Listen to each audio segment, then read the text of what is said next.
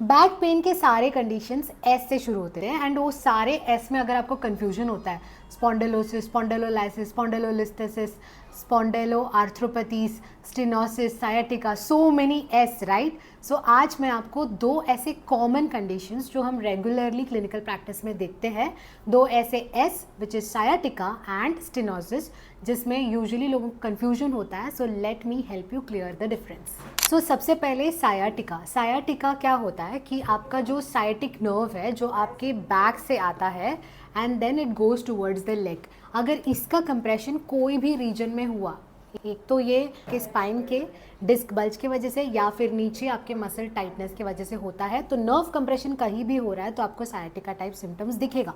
सायाटिक nerve का specific compression से आपको सायाटिका दिखेगा, सारे रेडिएटिंग पेन सायाटिका नहीं होता है।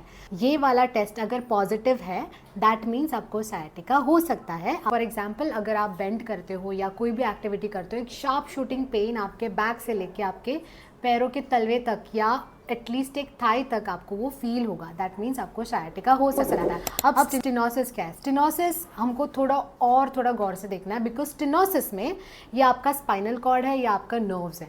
स्टेनोसिस में जो डिस्क बल्ज होता है वो आपके स्पाइनल कैनाल को धीरे धीरे कंप्रेस कर रहा होता है। ये जो स्टेनोसिस है उसको हम मल्टीपल ग्रेडिंग्स के हिसाब से हम ग्रेड करते हैं।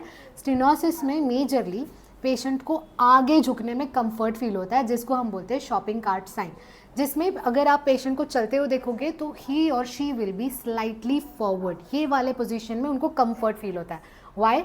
बिकॉज जब स्पेस मिलता है दैट्स व्हेन वो एक कंफर्टिंग पोजीशन आ जाता है। स्टेनोसिस में पेशेंट को दोनों पैरों के तरफ सिम्टम्स दिखता है। सो सिम्टम्स आर बायलैटरल, जिसमें सबसे इंपॉर्टेंट साइन होता है क्लॉडिकेशन। क्लॉडिकेशन यानी जब हम चलते हैं कुछ देर तक आपको एक सीवियर काफ पेन आपको महसूस होता है, दैट इज क्लॉडिकेशन। तो अगर ये सारे सिम्टम्स पॉजिटिव है तो स्टेनोसिस हो सकता है।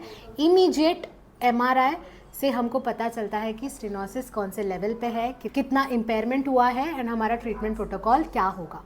So I hope you understood the difference between sciatica and stenosis.